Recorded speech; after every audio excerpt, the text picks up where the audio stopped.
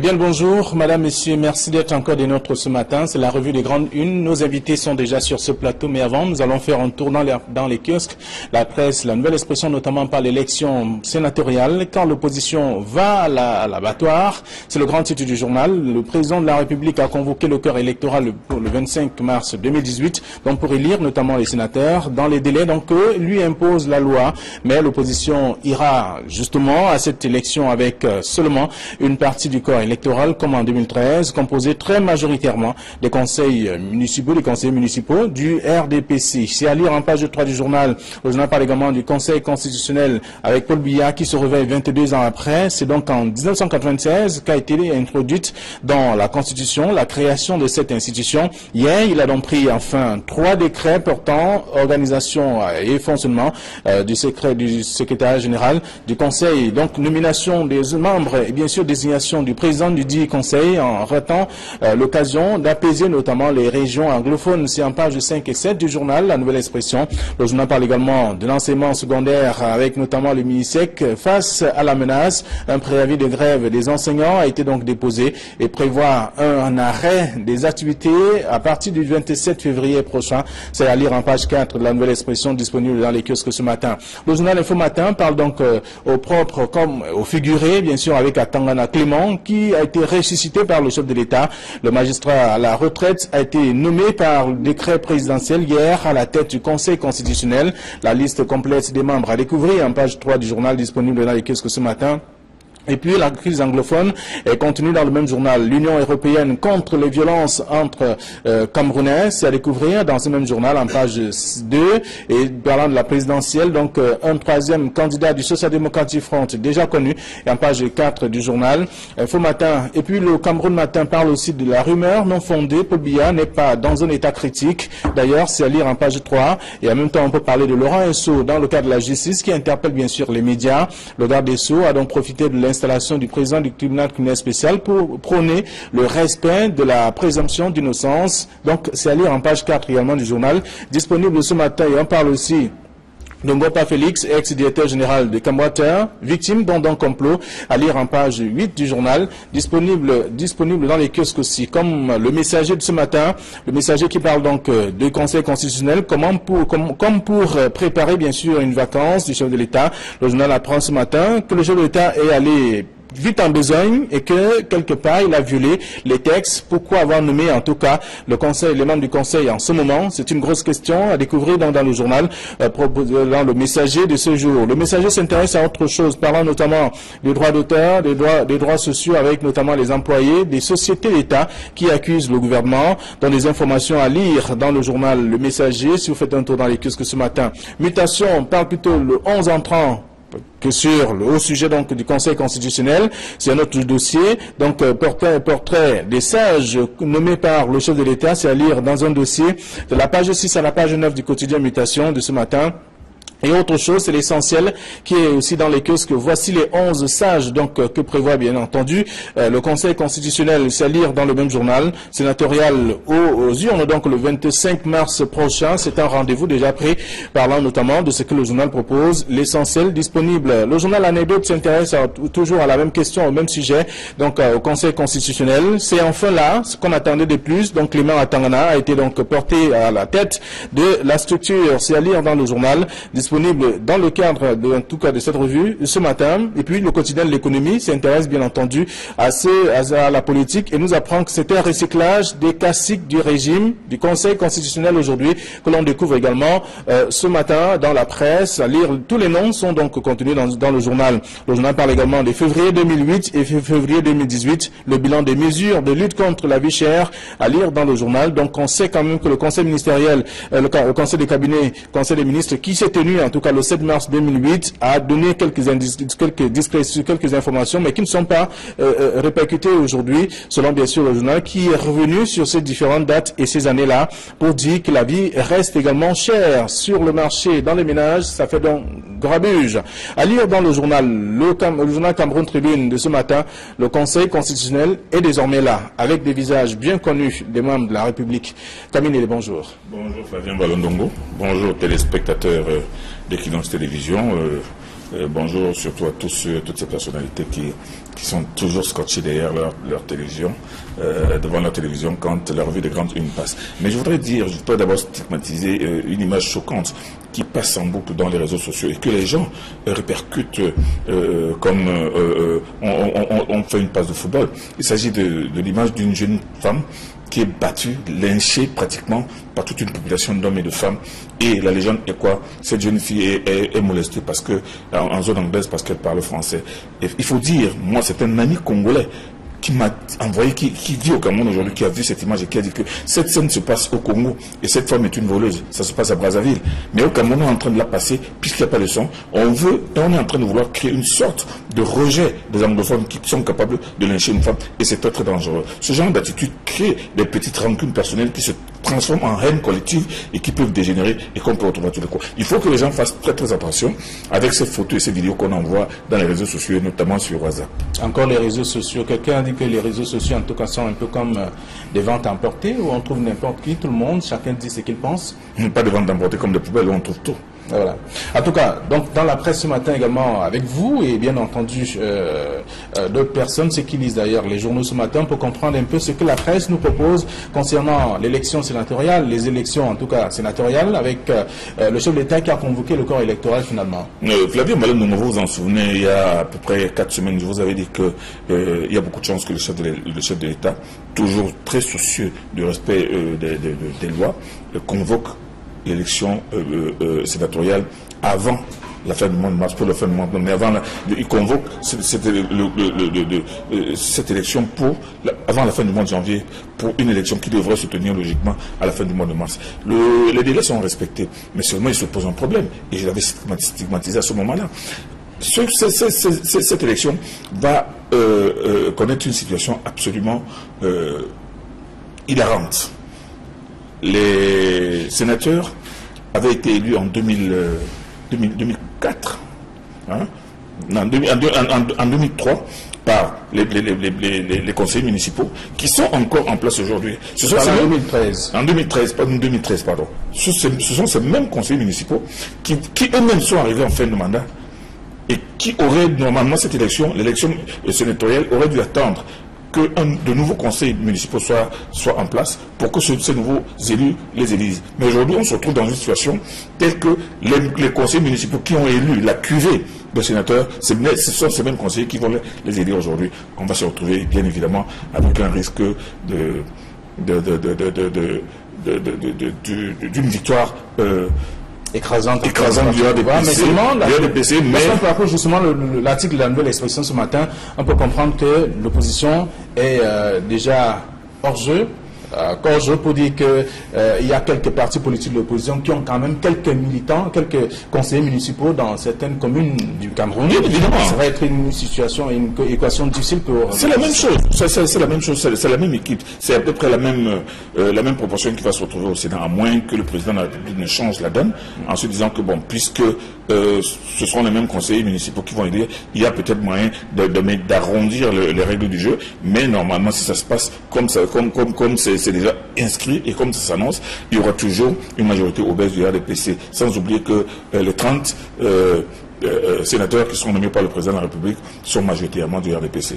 Donc l'opposition est en droit d'avoir toutes sortes d'appréhensions par rapport à cette élection qui est déjà annoncée et qui va se tenir et qui, une fois de plus, va avoir la victoire écrasante du RDPC. Très bien. Alors, lorsqu'on parle également d'autres sujets, d'autres journaux, d'autres tabloïds, on peut comprendre également que les analyses, en tout cas, sont faites différemment sur cette question. Il y a, par exemple, Info Matin qui dit que il y a bien des choses qu'il faut revoir et il y a en même temps le journal Le Messager qui estime que c'est le chef de l'État est allé un peu vite en besoin dans le cadre de la nomination, la mise en place du Conseil constitutionnel, qui est également une autre phase importante des institutions de notre pays. Mais il faut dire que c'est même la grande information du jour. Le Conseil constitutionnel, le décret du président de la République qui a nommé le Conseil constitutionnel, son président et ses membres, c'est la grande information.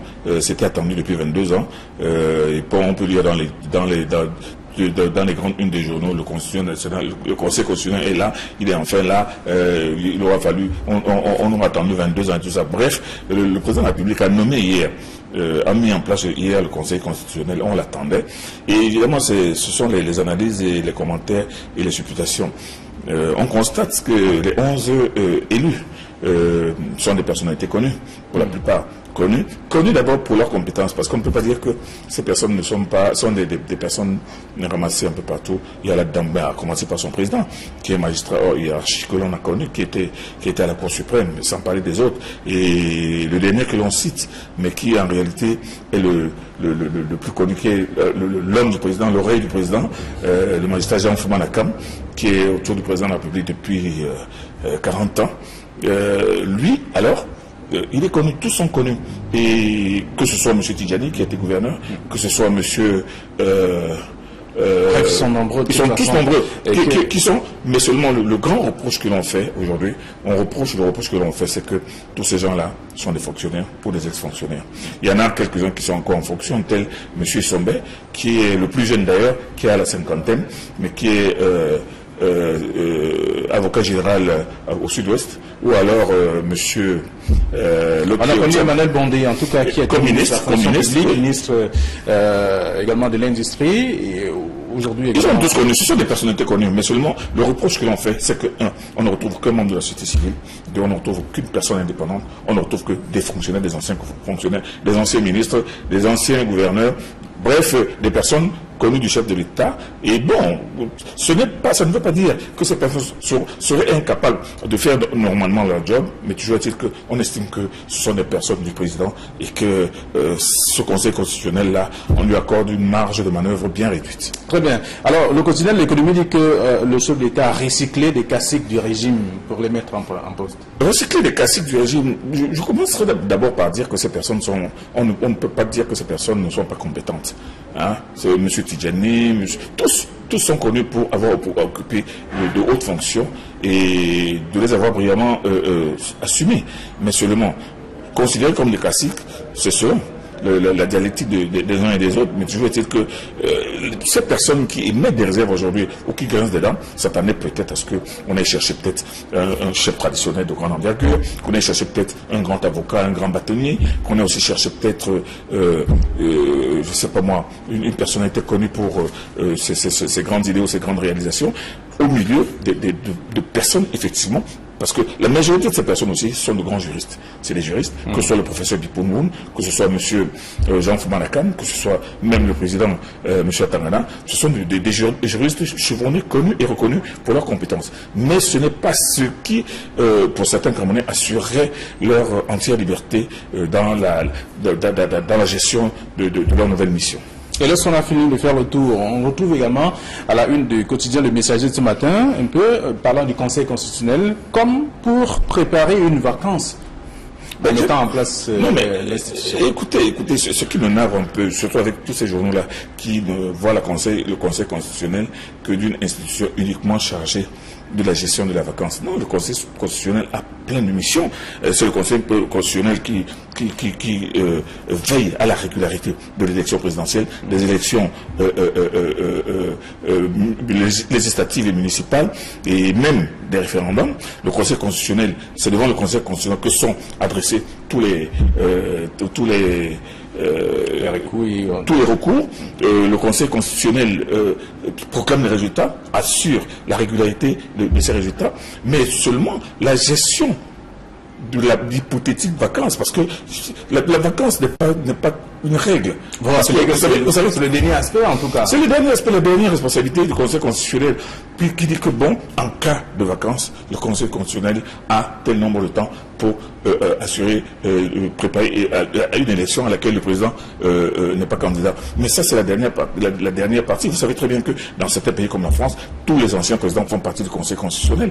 Donc ce n'est pas parce qu'il faut absolument gérer le départ de certains. Et j'ai même entendu quelques langues serpentines persifler que, oui, voilà, le Conseil constitutionnel est créé aujourd'hui parce que on se dit que c'est la fin pour le président Biya. Non, moi je pense que c'est le Conseil constitutionnel avait été promis depuis 22 ans dans la Constitution. Le président de la République avait annoncé que toutes les institutions prévues dans la Constitution de 96 vont se mettre en place progressivement. Bon, le Conseil constitutionnel a été mis en place progressivement après 22 ans, mais il est quand même là. Bon, mais il faut s'en féliciter. Mais il n'est pas là seulement pour la succession du président Paul Biya. C'est le Conseil constitutionnel qui va gérer les différentes élections qui sont prévues cette année. Alors, c'est une année électorale. Il a fallu, en tout cas, que cette année soit une année électorale pour qu'il mette en place l'équipe. Les desseins du président de la République sont comme celles de Dieu, elles sont insondables. Bon, c'est lui qui a décidé de mettre ce Conseil constitutionnel en place aujourd'hui. Il aurait même pu attendre aussi l'année 2019 ou 2020, mais il a fait en 2018. Ben, ce n'est qu'une très bonne chose. Il est attendu depuis 22 ans. Il est là. Ben, il faut s'en féliciter.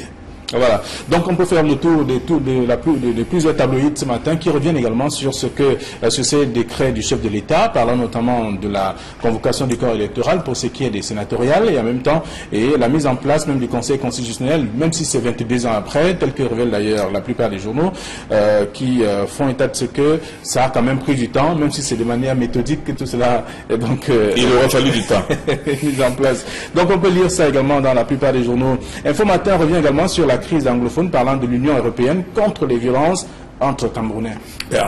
Voilà au moins une institution qui s'élève contre la violence. Les violences d'où qu'elles viennent. Bon, mais les violences, on sait d'où elles viennent et on sait d'où il y a une réplique. D'où vient la réplique. Mais on constate tout simplement, et je l'ai souvent stigmatisé ici, que les ONG passent plutôt leur temps à transformer les auteurs des violences en victimes, cherchent plutôt à présenter le Cameroun comme un État qui, lui, est violent, c'est lui qui exerce la violence, c'est lui qui exerce la répression, alors qu'un État ne réprime que quand il y a une menace à son intégrité.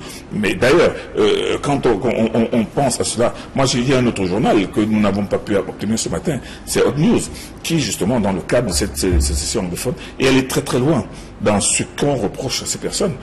Il parle même de 207 griefs, 207 chefs d'accusation, notamment la détention des armes, les viols sur les jeunes filles dont on n'a pas beaucoup parlé parce qu'il y a plein de jeunes filles. Il y a donne même le chiffre de 230 filles qui ont été enceintées au cours de cette viol. On parle de la drogue, de la cocaïne, du tramol.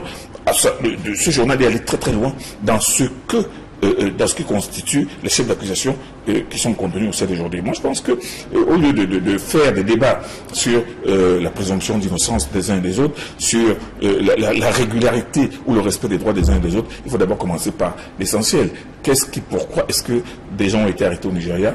Qu'est-ce qui s'est passé? Ce que l'on a enregistré au Cameroun est du fait de qui? Est commis par qui? Est ordonné par qui? Et pourquoi? Donc moi, je pense qu'aujourd'hui, il y a une instruction qui est ouverte, et moi je vous le dis, ce n'est pas dans un mois, dans 2 mois, dans 3 mois que cette affaire va passer devant le tribunal. On va faire des descentes sur le terrain du côté du sud-ouest et du nord-ouest. On va comptabiliser. Il y a même, on parle des personnes qui sont arrêtées, mais il y en a d'autres qui sont encore en train d'être arrêtées du côté du sud-ouest et qui vont justement, qui sont même, selon Hot News, en train de passer aux aveux et de raconter comment elles ont obtenu toutes ces choses. Donc le problème anglophone, moi je pense que l'Union européenne dise aujourd'hui, condamne aujourd'hui les violences entre Camerounais, il est absolument normal qu'on voit qu'il n'est pas normal que les Camerounais tirent sur les Camerounais. Pour quelque raison que ce soit, pour aucune idéologie ou au nom d'un homme. Il n'y a aucune raison. Très bien. Et moi, je pense que c'est une très bonne posture. Ok. Dans le son parcours, donc, le sujet dans Info Matin parlant de la crise anglophone avec l'Union européenne qui condamne les violences entre Camerounais, et le journal peut revenir dessus, et avec également d'autres volets qui font savoir que c'est un sujet aussi inquiétant avec des réalités. Il n'y a pas que l'Union européenne, il y a également le Haut Commissariat des réfugiés au Cameroun qui estime qui condamne également ces mêmes violences, et bien d'autres ONG qui sont à la suite, notamment qui vivent et aussi des réalités des régions du nord-ouest et du sud-ouest. Oui, je dis ces ONG les vivent. Moi, je pense qu'elles les vivent seulement sous un prisme assez particulier, comme par exemple cet observatoire des droits de l'homme, je sais pas, dirigé par une célèbre avocate qui conduit plutôt, qui axe plutôt son argument ces griefs sur le respect des droits, sur le respect de la procédure, sur le respect de la présomption d'innocence. Je pense que ce n'est pas là le plus important, parce que, même pas que ce n'est pas le plus important, mais moi je dis que ce n'est pas là le point qui devrait être à l'ordre du jour. Ce qui est à l'ordre du jour aujourd'hui, c'est de restaurer la paix, de comprendre pourquoi cette crise existe, pourquoi les gens ont pris des armes. Les gens ont pris des armes sur l'instigation de qui? Et maintenant, ces dégâts qui ont été causés, est-ce qu'il faut les passer par perte et profit? Moi, je pense que c'est ce qui est important aujourd'hui, que les Camerounais arrêtent de brûler, arrêtent de tuer, qu'on arrête de tuer des jeunes gendarmes et de jeunes policiers, qu'on arrête de violer des filles, qu'on arrête de brûler. Moi, je pense que on brûle alors aujourd'hui. Pourquoi? La question peut être posée. C'est sûr qu'on pose la question, parce qu'aujourd'hui, ces personnes qui sont interpellées, on ne peut pas dire que ces personnes ne savent rien de ce qui se passe. On ne peut pas dire que ces personnes sont innocentes. Quand on a dit ces personnes aller devant la reine d'Angleterre, aller au Commonwealth, aller même jusqu'à l'ONU, pour revendiquer un État. Moi, je pense donc aujourd'hui que ce problème-là est devenu une affaire de justice, qu'on laisse la justice aller tout doucement. Le moment viendra où les gens se présenteront devant les tribunaux, mais tu vas dire que l'enquête, l'instruction est en train de se poursuivre, et c'est ce qui est le plus important. Et l'autre chose, ce qui est le plus important, c'est que la paix revienne et que les gens arrêtent de mourir de ce côté-là. Très bien, on va dire un mot sur... Et surtout que les enfants aillent à l'école. Nous sommes en février et on se souvient également de février 2008, selon bien sûr le journal Le Quotidien de l'économie, qui fait savoir que le bilan des mesures de lutte contre la vie chère n'est toujours pas réduisant, parce que le rappel quand même de ce conseil des ministres du 7 mars 2008 reste aujourd'hui, en tout cas, non respecté, parce qu'il y a eu des prescriptions qui ont été données par le chef de l'État, mais qui ne sont pas respectées. La vie continue d'être très compliquée, je voudrais dire chère, au sein des ménages. Vous savez, Flavien Balou, la vie est chère au Cameroun. Cette cherté ne date pas seulement de 2008. Et vous connaissez ma posture, à moi, par rapport à ces événements de 2008, qui pour moi n'ont jamais été des événements, des émeutes de la faim. Ce n'est pas parce que les gens ne mangent pas que ce qui s'est passé à Douala et à Yaoundé s'est produit. Non, vous savez très bien que tout est parti d'une tentative de grève de taximan sur la hausse du prix du carburant. Et vous savez que dès le lendemain, il y a des hordes de personnes qui sont jetées dans la ville et un peu partout, aux quatre coins du pays. Mais ce n'est pas ces personnes, pendant que ces personnes cassaient, brûlaient, vandalisaient, elles ne disaient pas qu'elles avaient fait.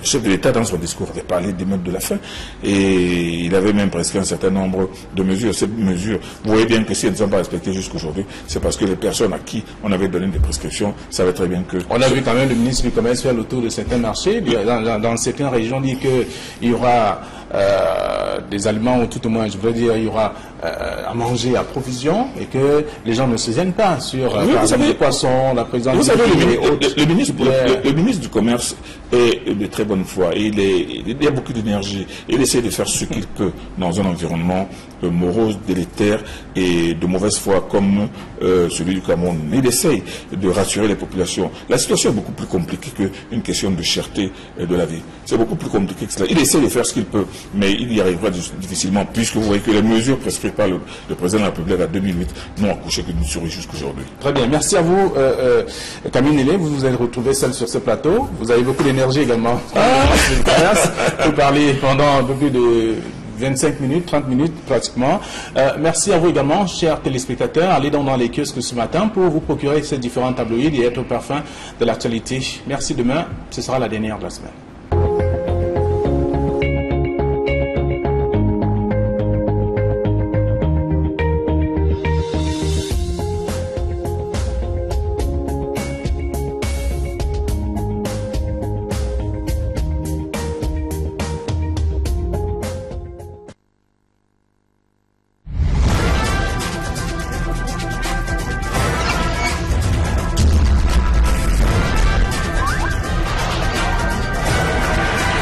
Equinox Télévision, au-delà de l'image, nous rendons compte.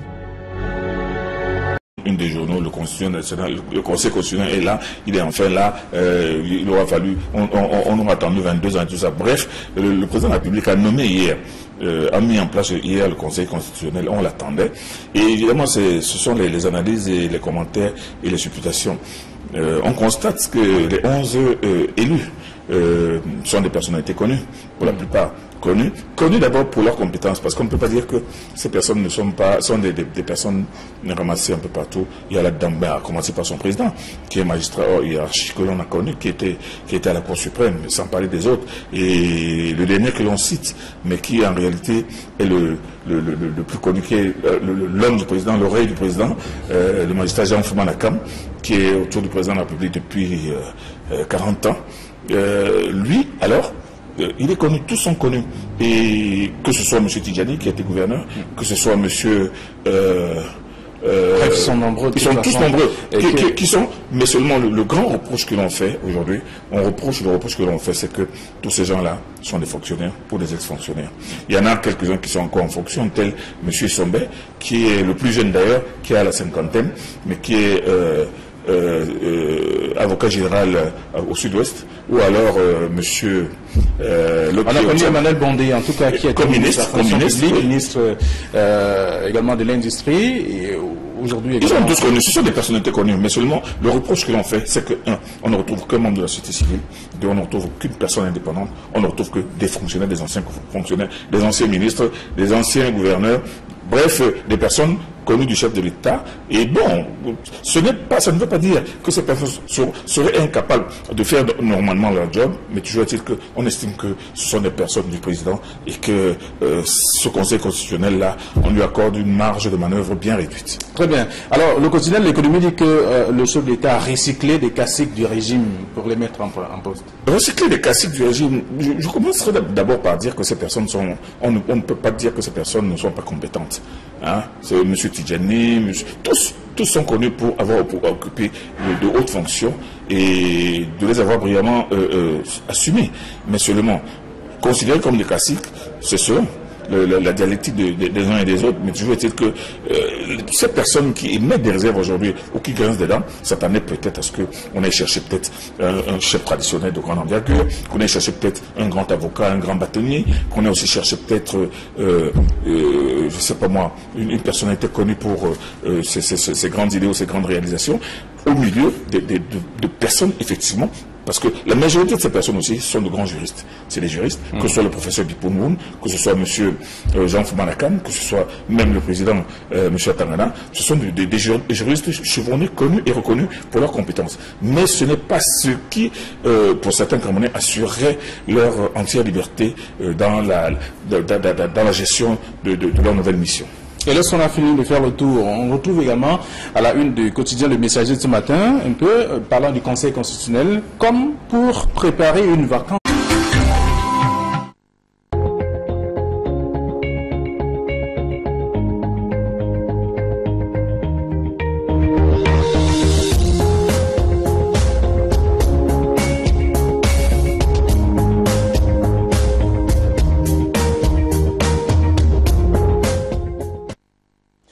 Eh bien, bonjour, madame, monsieur, merci d'être encore des nôtres ce matin. C'est la revue des grandes unes. Nos invités sont déjà sur ce plateau, mais avant, nous allons faire un tour dans les kiosques.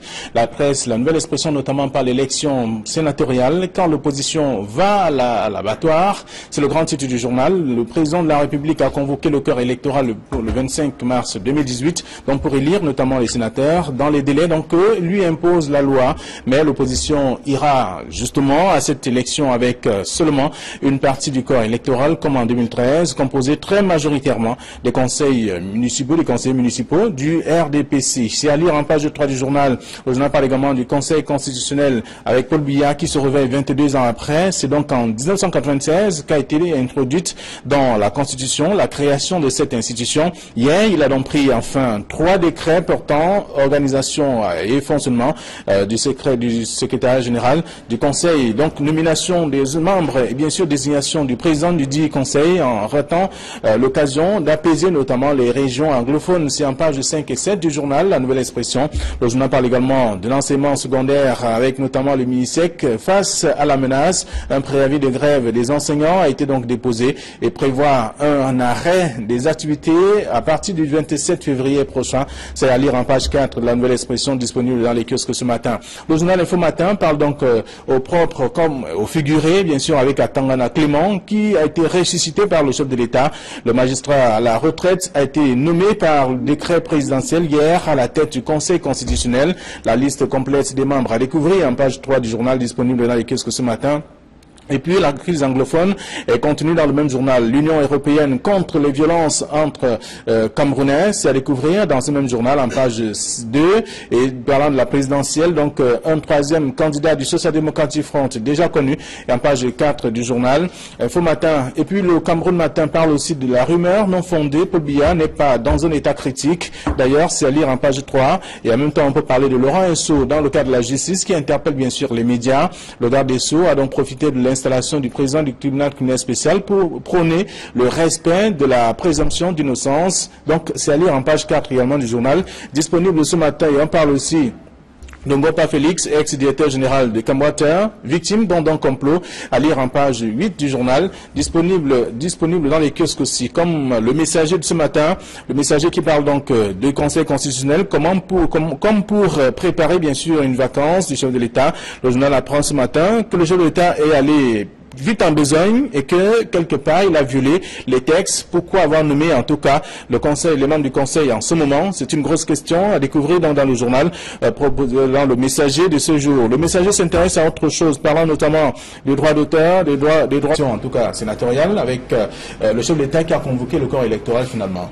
Flavien Malem, vous vous en souvenez, il y a à peu près 4 semaines, je vous avais dit que il y a beaucoup de chances que le chef de l'État, toujours très soucieux du respect des lois, convoque l'élection sénatoriale avant la fin du mois de mars, pour la fin du mois de mars, mais avant, il convoque cette élection avant la fin du mois de janvier, pour une élection qui devrait se tenir logiquement à la fin du mois de mars.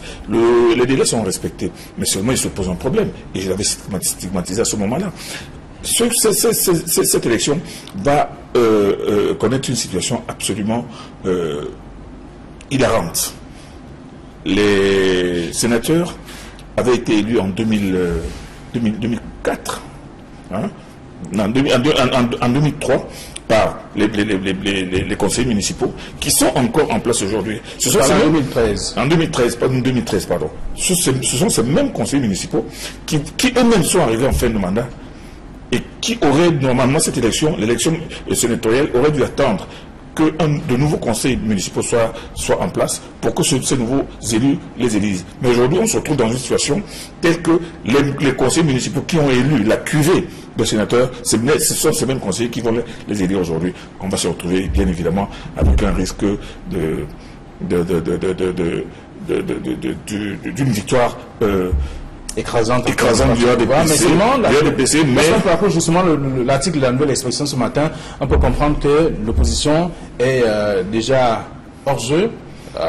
Pour dire qu'il y a quelques partis politiques de l'opposition qui ont quand même quelques militants, quelques conseillers municipaux dans certaines communes du Cameroun. Évidemment. Ça va être une situation, une équation difficile pour... C'est la même chose, c'est la même chose, c'est la même équipe. C'est à peu près la même proportion qui va se retrouver au Sénat, à moins que le président de la République ne change la donne, en se disant que bon, puisque ce seront les mêmes conseillers municipaux qui vont élire, il y a peut-être moyen d'arrondir les règles du jeu, mais normalement, si ça se passe comme c'est déjà inscrit et comme ça s'annonce, il y aura toujours une majorité obèse du RDPC, sans oublier que les 30 sénateurs qui sont nommés par le président de la République sont majoritairement du RDPC. Donc l'opposition est en droit d'avoir toutes sortes d'appréhensions par rapport à cette élection qui est déjà annoncée et qui va se tenir et qui, une fois de plus, va avoir la victoire écrasante du RDPC. Très bien. Alors, lorsqu'on parle également d'autres sujets, d'autres journaux, d'autres tabloïds, on peut comprendre également que les analyses, en tout cas, sont faites différemment sur cette question. Il y a, par exemple, Info Matin qui dit que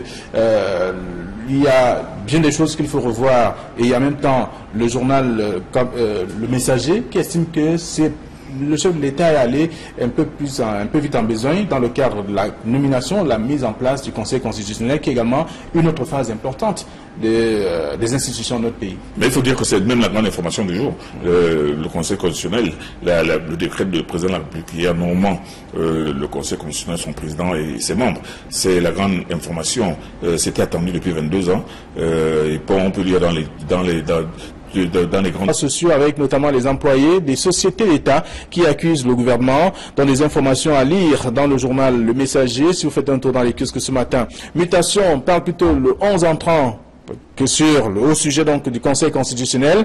C'est un autre dossier, donc portrait des sages nommés par le chef de l'État, c'est à lire dans un dossier de la page 6 à la page 9 du quotidien Mutation de ce matin.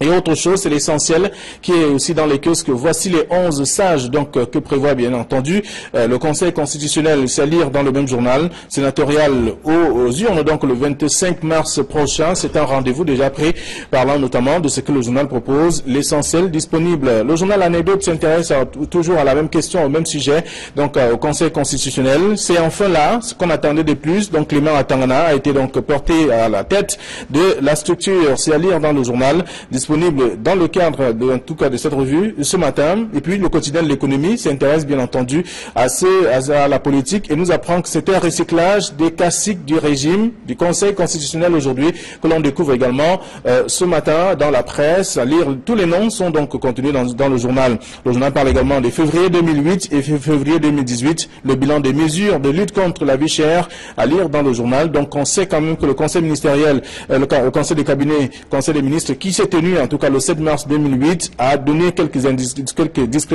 informations mais qui ne sont pas répercutées aujourd'hui selon bien sûr le journal qui est revenu sur ces différentes dates et ces années-là pour dire que la vie reste également chère sur le marché, dans les ménages, ça fait donc grabuge. À lire dans le journal, le journal Cameroun Tribune de ce matin, le Conseil constitutionnel est désormais là, avec des visages bien connus des membres de la République. Camille, bonjour. Bonjour Flavien Balondongo, bonjour téléspectateurs d'Equinox Télévision, bonjour surtout à toutes ces personnalités qui sont toujours scotchées derrière leur télévision, devant leur télévision quand la revue des grandes unes passe. Mais je voudrais d'abord stigmatiser une image choquante qui passe en boucle dans les réseaux sociaux et que les gens répercutent comme on fait une passe de football. Il s'agit de l'image d'une jeune femme qui est battue, lynchée pratiquement par toute une population d'hommes et de femmes. Et la légende est quoi? Cette jeune fille est molestée parce que, en zone anglaise parce qu'elle parle français. Et il faut dire, moi c'est un ami congolais qui m'a envoyé, qui vit au Cameroun aujourd'hui, qui a vu cette image et qui a dit que cette scène se passe au Congo et cette femme est une voleuse. Ça se passe à Brazzaville. Mais au Cameroun, on est en train de la passer, puisqu'il n'y a pas de son. On est en train de vouloir créer une sorte de rejet des anglophones qui sont capables de lyncher une femme et c'est très très dangereux. Ce genre d'attitude crée des petites rancunes personnelles qui se transforment en haine collective et qui peuvent dégénérer et qu'on peut retrouver à tous les coins. Il faut que les gens fassent très très attention avec ces photos et ces vidéos qu'on envoie dans les réseaux sociaux, notamment sur WhatsApp. Encore les réseaux sociaux. Quelqu'un a dit que les réseaux sociaux en tout cas sont un peu comme des ventes emportées où on trouve n'importe qui, tout le monde, chacun dit ce qu'il pense. Pas de ventes emportées comme des poubelles où on trouve tout. Voilà. En tout cas, donc dans la presse ce matin également avec vous et bien entendu d'autres personnes, ceux qui lisent d'ailleurs les journaux ce matin pour comprendre un peu ce que la presse nous propose concernant l'élection sénatoriale, les élections. Mettant en place l'institution. Écoutez, ce qui me nave un peu, surtout avec tous ces journaux-là qui ne voient le Conseil constitutionnel que d'une institution uniquement chargée de la gestion de la vacance. Non, le Conseil constitutionnel a plein de missions. C'est le Conseil constitutionnel qui veille à la régularité de l'élection présidentielle, des élections législatives et municipales, et même des référendums. Le Conseil constitutionnel, c'est devant le Conseil constitutionnel que sont adressés tous les recours. Le Conseil constitutionnel proclame les résultats, assure la régularité de ces résultats, mais seulement la gestion de l'hypothétique vacance, parce que la vacance n'est pas une règle. Vous savez que c'est le dernier aspect en tout cas. C'est le dernier aspect, la dernière responsabilité du Conseil constitutionnel, puis qui dit que bon, en cas de vacances, le Conseil constitutionnel a tel nombre de temps pour assurer, préparer à une élection à laquelle le président n'est pas candidat. Mais ça, c'est la dernière partie. Vous savez très bien que dans certains pays comme la France, tous les anciens présidents font partie du Conseil constitutionnel. Donc ce n'est pas parce qu'il faut absolument gérer le départ de certains. Et j'ai même entendu quelques langues serpentines persifler que, oui, voilà, le Conseil constitutionnel est créé aujourd'hui parce que on se dit que c'est la fin pour le président Biya. Non, moi je pense que c'est le Conseil constitutionnel avait été promis depuis 22 ans dans la Constitution. Le président de la République avait annoncé que toutes les institutions prévues dans la Constitution de 96 vont se mettre en place progressivement. Bon, le Conseil constitutionnel a été mis en place progressivement après 22 ans, mais il est quand même là. Bon, mais il faut s'en féliciter. Mais il n'est pas là seulement pour la succession du président Paul Biya. C'est le Conseil constitutionnel qui va gérer les différentes élections qui sont prévues cette année. Alors, c'est une année électorale. Il a fallu, en tout cas, que cette année soit une année électorale pour qu'il mette en place l'équipe. Les desseins du président de la République sont comme celles de Dieu et sont insondables. Bon, c'est lui qui a décidé de mettre ce Conseil constitutionnel en place aujourd'hui. Il aurait même pu attendre l'année 2019 ou 2020, mais il a fait en 2018. Ben, ce n'est qu'une très bonne chose. Il est attendu depuis 22 ans. Il est là. Ben, il faut s'en féliciter. Voilà. Donc on peut faire le tour de plusieurs tabloïds ce matin qui reviennent également sur ces décrets du chef de l'État, parlant notamment de la convocation du corps électoral pour ce qui est des sénatoriales et en même temps la mise en place même du Conseil constitutionnel, même si c'est 22 ans après, tel que révèlent d'ailleurs la plupart des journaux qui font état de ce que ça a quand même pris du temps, même si c'est de manière méthodique que tout cela est donc il aura fallu du temps mis en place. Donc on peut lire ça également dans la plupart des journaux. Info Matin revient également sur la crise anglophone, parlant de l'Union européenne contre les violences entre Camerounais. Voilà au moins une institution qui s'élève contre la violence. Les violences, d'où qu'elles viennent. Bon, mais les violences, on sait d'où elles viennent et on sait d'où il y a une réplique. D'où vient la réplique. Mais on constate tout simplement, et je l'ai souvent stigmatisé ici, que les ONG passent plutôt leur temps à